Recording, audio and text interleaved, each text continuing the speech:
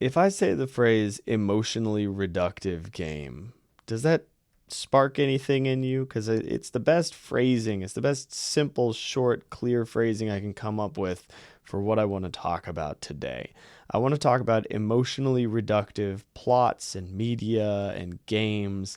And to be a little bit more clear about this, I want to talk about when emotions get simplified to the point of being uninteresting, and then other times when reducing an emotionally complex idea turns into something a little bit more compelling. And maybe you want to reduce something to a point where it's easier to digest, or maybe you want to leave something with layers and layers of depth to it. But that's the topic today. I don't have clear answers as always, but I want to explore where that sweet spot is, for me at least, in the emotional depth of a game, whether that be in the mechanics or the storytelling, or the imagery, or so on and so forth. That is our topic for today. I also am going to talk about the demo for BioEden, which I just played. We'll start with that a little bit, and some of my progress in game development this week. This is Game, Develop, Repeat. I'm your host, Chris, and as always, thank you for joining me.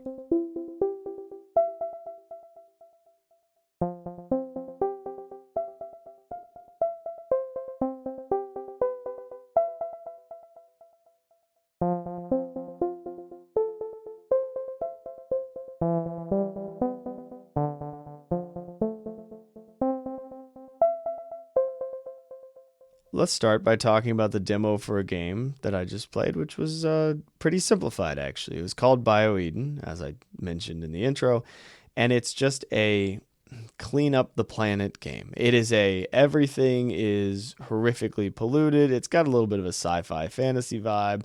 There's extinct species. You're trying to bring them back. You're trying to clean up the planet, and it plays in the same kind of visual style as something like Civilization or Age of Wonders. And it's nice. It's got that hex grid system. You're kind of finding places on the map a little bit, cleaning things up, mining resources, managing it. There's some mechanics. It did not seem challenging at all, but I don't think it was meant to be, because there's one emotion that it's evoking throughout the game, which is the feeling of I'm doing something good. and the feeling of redeeming or cleaning up after something that has been horribly damaged. That sense of restoration, that nice feeling you get when you watch like one of those, this is going to be a deep cut into my YouTube algorithm, one of those like rug cleaning channels, or one of those like antique restoration of like an old tool or an anvil or something where there's all this rust and it's broken, and you look at it and you go, that's junk, that's useless, that's garbage, let's just throw it away, start new, buy a new one, whatever. And then you watch a video of somebody restoring it and you're like, oh my God, it's so wonderful, I'm so glad they did that. Of course, you watched it in 20 minutes and it took them 2 weeks at least. But it's really nice. Maybe not 2 weeks, maybe we're exaggerating a little bit, huh? It gives you that sort of emotion, that sort of sensation. And I would like to oversimplify this. That's my instinct, is to oversimplify it and say, yeah, the emotional experience of playing this game is one of satisfaction and happiness over doing something good and getting to see the map become green where it was once red, that kind of a thing. But realistically, it's much closer to, for me, watching one of those satisfying cleaning videos, or playing not quite the same, but playing like Power Wash Simulator. I think that's further towards the restoration of things side of the spectrum, but it's kind of leaning into that instinct. And isn't that an interesting instinct? There is just something about some like a before and after photo. The going from, oh my God, this is so dirty and such a mess, to, ooh, this is nice now. This is clean. This is ideal. And I've been looking for games like this. I also played Terra Nil. It has some of that cleaning vibe. I tried one other game with this idea, but it just didn't quite land. I'm not going to name drop it since it didn't really land for me, but it was a nice little indie game, nice indie effort, but something about it, I think it was the music that got to me. Sometimes there's just something that makes something unpalatable for a particular player. And that would be me. But Terra Nil is pretty good. There's elements of it that slow it down a little, and then this one that I tried out today was pretty nice. The demo is on Steam. I think the game comes out in like a few months. They're doing a pre-order thing. And never pre-order. Personal opinion. You probably agree with me. I don't know. I like to think you agree with me. Just because I like to think that the world is going to heal and people are going to stop pre-ordering games and we're going to stop giving away money for no good reason for things that aren't actually like a limited product. There's absolutely no reason to pre-order anything. Anyway, that's a rant for another day. I think that the experience of playing this game has, leading into the deeper discussion here, some amount of emotional subtlety. Right? It's a distinct enough, niche enough, weird enough little feeling that you play the game and you go, oh, this is compelling, and I'm not 100% why, but I want to keep playing it. I want to keep experiencing this feeling. And I like that. That's a nice thing to explore.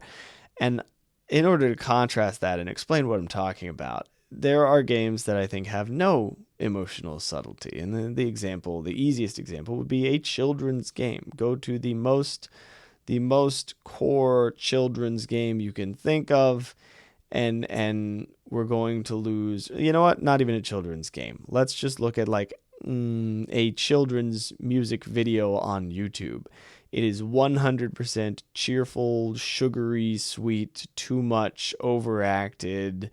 Like, this is the emotion you should feel. This is happy. This is sad. Or a show that has been made to be consumed while you were doing something else. They just slam you across the face with a specific message and feeling, and they're like, don't you feel this way? And oftentimes the way they're trying to make you feel is extremely oversimplified. The opposite of this might be, now this might be a weird opinion, but Expedition 33. Expedition 33 has a lot of emotional depth to it. And yes, there are huge, hard-hitting emotional impact moments in that game that are like slapping you across the face with some hard-hitting stuff. But there's never like the oversimplification of it, or at least not that I can think of. It acknowledges some subtlety. It allows you to have your own feelings. It doesn't say this is exactly what you're going to experience. Celeste is also a game that gives you how many times have I talked about Celeste on this show? But it gives you an incredible amount of depth and this one's hard to describe. It depicts an emotional journey in a way that allows you to experience your own emotional journey in line with the gameplay. Celeste does not railroad you down one specific path. The Celeste does not say, these are the feelings you are going to feel. This is exactly what this character is going through. Instead, it goes, this character is going through a really hard time with some stuff in their head, and we are going to personify this struggle. We're going to carry you through this struggle. We're going to show you this struggle, and it's a human struggle that you will be able to relate to, even if your problems are not at all like the problems that we're envisioning for this character. This is, I think, the art of this game. It is diving in to specifically a broad category of human struggle and anxiety and tension that a lot of people feel without getting tied up in the specifics of what is causing that anxiety and tension and struggle. It's entirely about the character and what is going on for them, not in their day-to-day life, but in their head, in the thing that affects their day-to-day life. And then it goes, yeah, we're going to depict this through you climbing a mountain. It's going to be really hard, and then you're going to have that emotional experience as you're playing the game, not just through the story and the music and the visuals, but through the gameplay. It's a masterpiece. Celeste is truly a masterpiece of depicting emotion in an incredibly relatable way. I know I mention Stardew Valley almost every episode, but I gotta mention it again in this one because this is when it's all coming together for me, when I'm really understanding what makes the games that I love the most so compelling for me. Stardew Valley is emotionally complicated in the weirdest way. There's a lot of different things going on there. It's also on a meta level very emotionally complicated. If you're familiar with like the game developer and it being a solo dev game and how life-changing that whole thing must have been for him, for a project that started as I think it was a portfolio piece that he just kind of got carried away with. To oversimplify that dramatically, to think about that too is wild. But let's focus on the game itself for a second. Stardew Valley has the same satisfying cleaning up of nature in a way that this game I tried out today has, the BioEden. So it has that feeling of, oh, this is a mess and I'm cleaning it up and that feels good. Great, cool. It also has the emotional arc of bonding with all of these people in a community, which is something that I feel is particularly compelling. Does that one get oversimplified with the gift giving and stuff? Yeah, but does the emotional arc of it deliver a satisfying experience? Yes, the characters are not all just, oh, I'm happy to see you, oh, I'm upset to see you, oh, this, that, the other. There's clear dialogue options. There's ways you can make them like you more or less, a little bit. Like the dialogue is not actually that impactful a lot of the time in terms of like you can just keep giving people gifts and they'll like you. But there is that community building element and there's plot and dialogue that gives you a more subtle emotional arc than it just being like a binary good bad relationship, right? Even though that's kind of what the mechanic gives you. That's already a hell of an emotional experience. Just there. You've got the cleaning up the farm, tidying it up, and you've got the community building. You've also got the tension of diving into the mines. You've got the tension of managing your energy day to day. You've got learning skills and cooking. You've got your own personal skill development of setting up your farm and planning it out and planning for the seasons, getting certain equipment. You have goal setting that gets significant payoff at the end of it. Each one of these has its own little emotional impact on you. And then there's just some comedy and some humor laced in there. Like it's such a brilliantly designed game now that I'm looking at games. I mean, it already was, but now that I'm looking at games much more through this lens of what is the emotional impact? What is the thing, the human element that is changing or being changed by playing this game or being depicted as changing? Now that I'm looking at it through that lens, I'm seeing so many things about the game design that hit differently. Previously, I was just looking at it and going, oh, it's got this mechanic and I like that. It's got this mechanic and I like that. Now I'm looking at it and I'm going, all of these things have had an emotional impact on me, and they've all tied together in subtle ways and made just an incredible experience. The changing of seasons kind of brings you at peace, gives you this sense of time passing, gives you another layer of tension and release. And I'm just going to keep talking about Stardew Valley if I don't move on. So these are examples of beautiful emotional subtlety in games. And another, here's a hard one for me. I like JRPGs. I do. They always end up frustrating me. By the end of the game, I always end up going, God dang it, why did I play this? Not always, but a lot of the time. And I think it's because I play them and I go, ooh, this is going to be very interesting. This story is interesting. This world is interesting. I'm going to experience some cool stuff in here.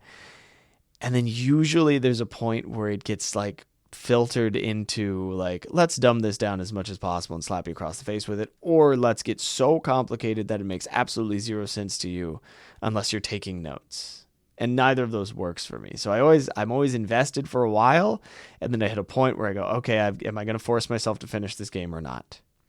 This is why I loved Dragon Quest XI, because is that 11? Echoes of an Elusive Age. That one. That one is incredible because it keeps its weirdly complicated story, but from the beginning it goes, we're going to be goofy, we're going to be fun, we're going to be cheerful. That's the whole vibe. We'll allow a little bit of subtlety in here, but it's all going to be cheerful optimism, and that's what you're in for, and that's what you're going to get.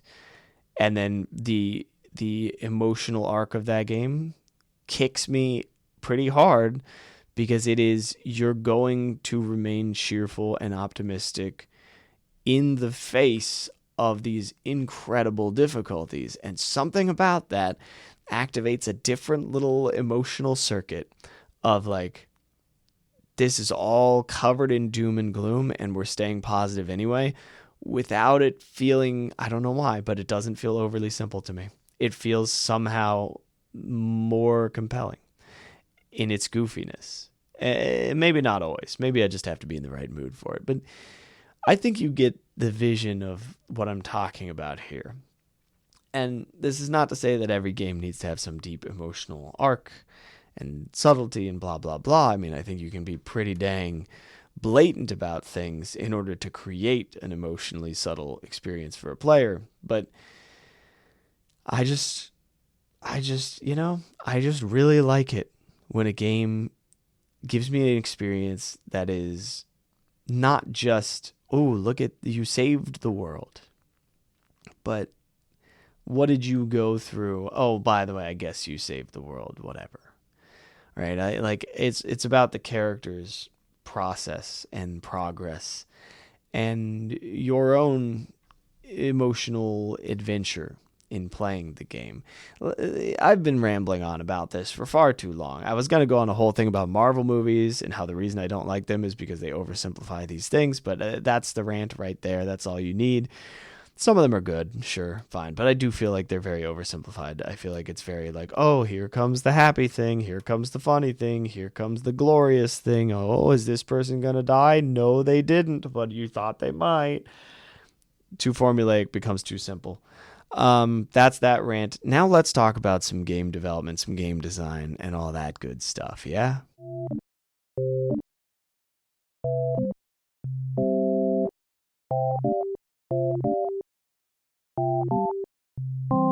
Now, don't let me forget to talk about the progress that I've made in my own development and design this week, because I want to touch on that. I want to celebrate a little, one or two little victories and chat about the project that I'm working on right now, because I'm making actual progress. It's very gradual. It's slow, of course, but it's a nice, small project that's teaching me things, and that's lovely. So we'll get into that at the end of this segment. Don't let me forget. I will never forgive you if you don't remind me. If I start going to the next section, you better interrupt me and make sure that I talk about this. Now, having said that, game development, when designing a game, okay, so I'm talking about this whole thing here about making sure that there's subtlety in your emotional story arc and so on. I don't think that when designing a game, it is necessary to focus excessively on subtlety. I think that will come out naturally if you're telling the story that you're trying to tell. I had a teacher when I was in music school, I promise this ties in, who was talking about subtlety. Right? He was talking about, people will say, oh, you got to be subtle, like don't slap people across the face with it, like do your dynamics subtly, do these subtle articulations and this and that and the other. And he is like, don't do that. Don't be subtle. By the time that whatever you are playing gets to the audience, they will not hear anything that you are doing subtly. Now, this is in the context of performing on a stage, so it's different, right? Of course. But there are some takeaways here for game development, game design for sure. Just to continue the music analogy, to make sure that it's crystal clear. If I play a dynamic, I'm on stage and I go from very, very quiet to very, very loud. The guys in the back row listening to that are not going to hear the same thing that I hear. I am right next to my own instrument. I am playing it. It is reverberating in my own head. What sounds like very quiet and goes all the way to very loud for me in the back of the house is going to go from like kind of quiet to like kind of loud, you know, if I'm going all the way with it. So if I try to be subtle in that context, if I try to be subtle, then it's going to go from medium soft to medium loud at best. I got to give it some juice. There are places to be subtle, of course, and there are times to understand how whatever you are making is being perceived, right? You can absolutely go too far with it and make it just an absolute mess. Like in music, you can go so soft that the notes aren't coming out correctly. You can go so loud that the notes are turning into a growl, where it's changing the tone of the note, and that is coming across to everybody. We're not talking about ruining the message. That would be the equivalent of ruining the underlying thing that you're trying to communicate. And I'm not talking about message in like a evangelizing kind of a way, in like a preachy kind of a way. I'm talking about the message in terms of like your story that you're sharing through your game, or the impact of the mechanics. You're trying to make something a little bit difficult, and oops, you accidentally made it unbelievably frustrating. You're trying to make something kind of easy, and instead you made it the most boring cakewalk on earth. This is also something in theater. The makeup that you put on for actors, the makeup that actors put on to be on stage is very exaggerated. They do not do extremely subtle makeup. If you see them much closer, if you're face to face with them, you see the makeup and you go, whoa, that's intense. It exaggerates any facial expression that they make. It's a lot. Now, I'm not a theater expert. This may vary depending on style of play and so on, but that's the general rule that I've heard. So in game design, what's the equivalent here? Why am I talking so much about music and theater and so on? I just think in your own head, you know exactly what you mean. Just like when I'm on stage playing, it's been a long time, when I'm on stage playing my instrument and I play a little bit louder, it's very clear to me that I'm playing much louder. Not just because I hear it, but because in my head I'm going, I'm getting louder, or I'm getting softer, or they hear it. I'm like, oh, they know. They understand perfectly. Same thing with communication. Have you ever heard somebody, you definitely have because I've done it on this show, have you ever heard somebody start a sentence and not quite finish the idea but go, you know what I mean, and you don't actually know what they mean? That moment where somebody is so sure that they're communicating their meaning, but they just finished the sentence in their head. And then maybe you went along with it and you went, yeah, I understand. And then you didn't find out until 10 minutes later that you were very much not on the same page at all. And they were actually saying something completely different and wild and insane, and that you completely disagree with. In your own head, your game design makes sense.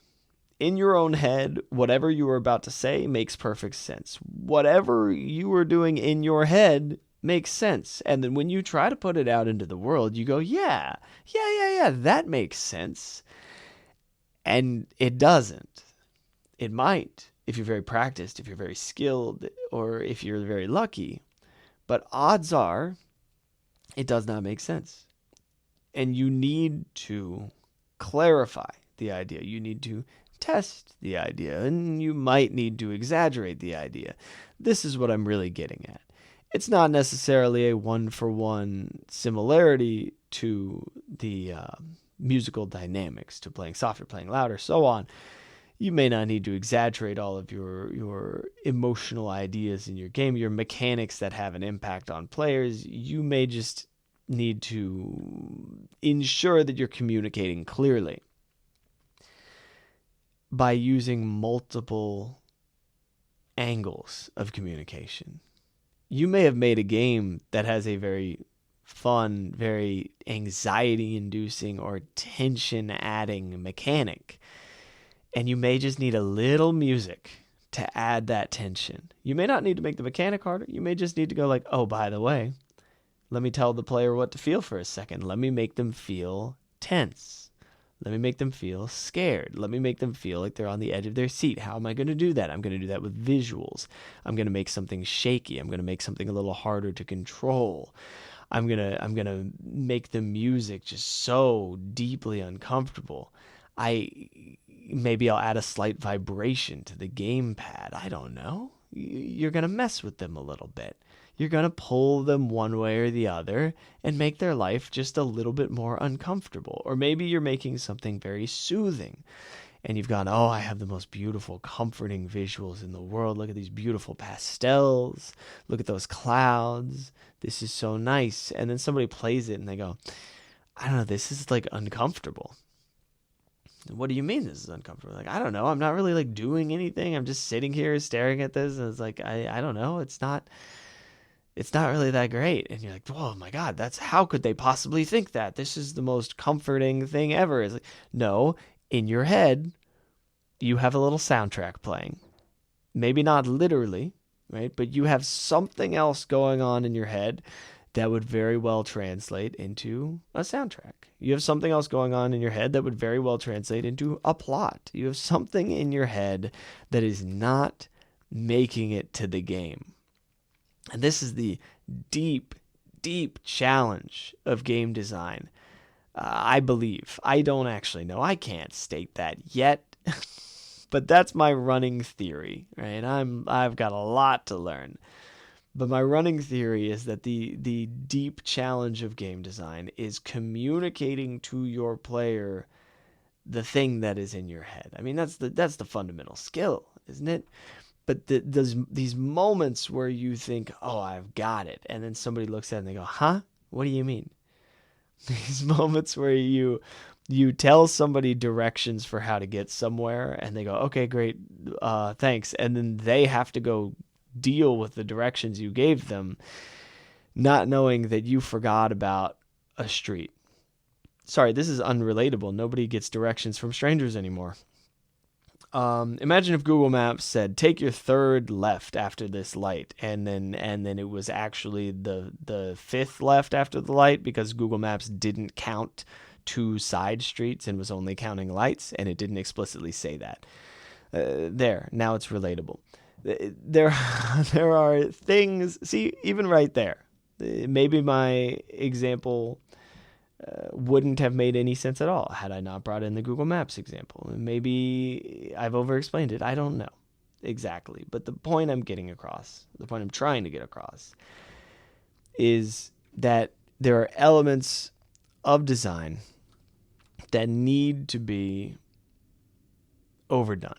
And then on the flip side, well, seemingly overdone, to you overdone, to the point where you're going to be like, oh my God, people can just see inside of my head. Like I'm trying to depict this thing that I went through and I'm like being so over the top with it and it's so dramatic and I'm being excessive and blah, blah, blah. It's like, it kind of needs to be dramatic sometimes, bud. Give it a try, see how it goes, see if people like it, see if they hate it. And then afterwards reassess and see if you're still happy with it. I don't know. Try going a little too far. And then the other side of this is like, don't pretend that it's simpler than it is, if that makes any sense. This is more for like emotional storytelling. Don't remove all the like tricky little subtle feelings in something. Don't go, that's too hard to communicate. I'm not going to do it. And then just get rid of it. This works for mechanics too. Don't go, this is too hard to implement. I mean, it's kind of adds a ton to it, but you know what? I don't really want to do that. Like there are things that are genuinely too hard to implement. There are scope creep issues. Sure. But if there's something where you're like, this is an important part of my message and I don't know how to explain it, or I don't know how to implement it, or I don't know how to add it to my game, that's where you can grow. That's where you can learn, and you can do it in an exciting, cool, fun way because you have something inside of you that you're trying to get out. And that's the skill that I think matters. That's the skill that makes us not just better developers, but better people, to be able to communicate difficult things, to be able to feel difficult things, to be able to find that little part of your game design that you're like, there's something missing and I don't know what it is and it's driving me crazy. to know what that is impactful. And I'm going to go on one last thing here before I wrap this thing up, because I got to go. But just when I first got into like really diving into creating stuff, before I tried to make a game, before I started to do sound design, and sort of separate from all my musical pursuits, but when I first pivoted outside of music, I tried to write a book. And I did the first draft for that book, and I learned a lot about myself from doing the first draft of that book. I don't know what exactly happened. I don't really understand what exactly I got out of it, but I know that I got something deep out of it. And I don't mean like a creative thing. I don't mean a skill development thing. I mean, I processed something in me. I learned something about myself, about what I want in life, about the things that bother me, about this fantasy that I have of like just going out into nature and just like living away from everybody else for a while. I that was an element of the book, was like a guy wandering in a desert.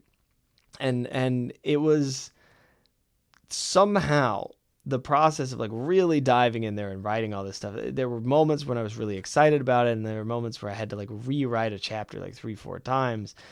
And even then, when I finished the whole thing, it was terrible. It was a really bad book. Like really bad. There was like one chapter I was proud of though. The intro, I think. But I bet if I went back and read it, I would be very upset with it and think it was terrible. But I got something deep out of that because I was trying so hard to get this, not hard really, I was trying so consistently to get out this idea that I had to explore it, to feel it, to find out what the heck I was actually trying to say. And I wasn't just giving up on it. And I was figuring it out and putting it onto paper. And I think I would have learned more had I stuck with it further and gone through more drafts and so on. But there was a moment where I went, oh, wait, no, this is done. I'm done with this project. I'm satisfied. I figured it out. I got to what I wanted to get to. And that's a very nice feeling. And I think that if we dodge those moments of subtle expression, those moments of attempting to communicate something that is not easy to communicate in life, in game design, in writing, in anything, we're dodging personal growth. We're dodging the things that make creating something so compelling and enjoyable. Forget the personal growth. Screw that.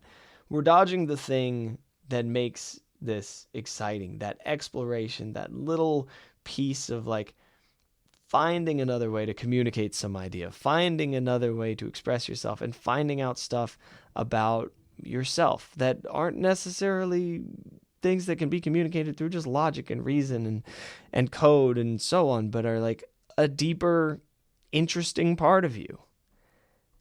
I think that's all I can say about that. So let's wrap this thing up.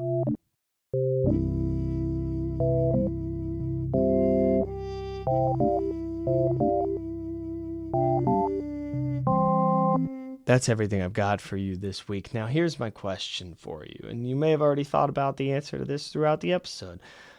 What is a piece of media that for you hits some deeper, subtle feeling? And it's not that it's profoundly deep inside of you, or that it's huge, smack you across the face feeling. It can be any of those.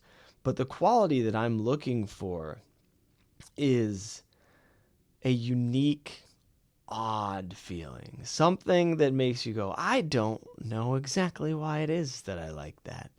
I'm not sure why that's so satisfying.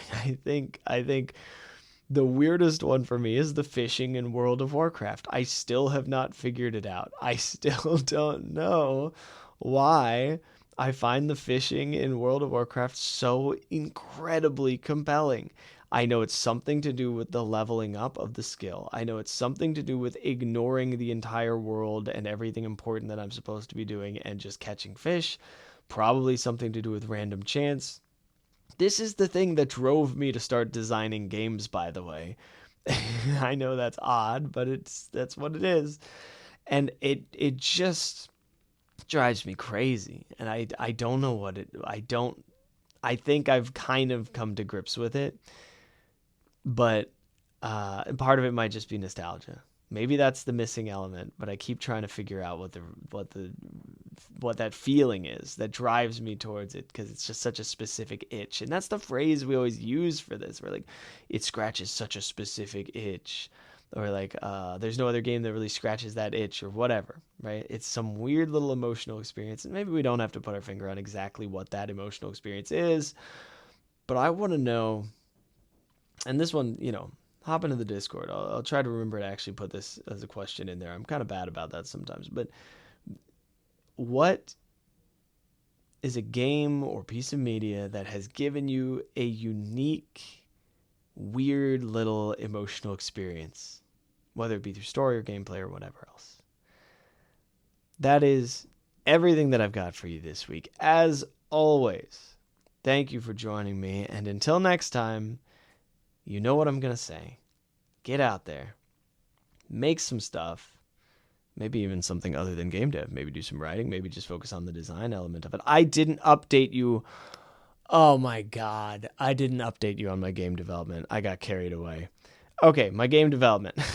God dang it, Chris. Very quickly, my game development, I'm working on a thing where you're standing on the edge of a cliff and enemies are coming at you. I had this whole design where there was a whole row of enemies and they were teleporting back to the beginning and so on. Anyway, I've made it so that there's constantly an enemy attacking you as long as there are enemies left. And I've made it so that there's an easy, medium, and hard setting. I've started using enumerators in order to set those settings.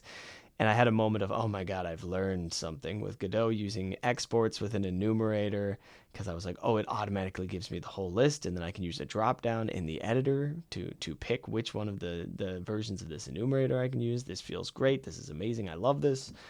And I've made easy, medium, and hard, and I worked with the input system and made it so that medium mode is like you have to hold a direction while pressing the button. So like you hold a direction and then press your defense button, and you've got 4 different defend buttons depending on what attack is coming at you, and you've got 5 different directions you can hold the left stick on the gamepad for your defense. And it's nice. I like it. I'm excited about it. I'm still working on it. It's good. And the biggest thing that I have had success with my game design and development this week has been, very simply, whenever I get stuck in analysis paralysis, whenever I get stuck and go, I don't know what to do, I should work on this, I should work on that, maybe I'll do this, maybe I'll do that, I just let myself say, why not? Because I'm always going, should I work on this? Maybe I should work on that. Maybe I should work on this. Maybe it'd be better if I work on this or that. Whenever one of them's floating in my head, I get to a point where I go, oh, should I work on blank? And then I just go, yeah, why not? And that resolves the entire thing. I just go, oh, okay, I'll just do that then. Sometimes I'm like, oh, should I learn Spanish? And then I'm like, oh, maybe I should work on game dev, or maybe I should do this. And if I just go, why not? First off, I just end up doing game dev somehow. So maybe it's helping me prioritize.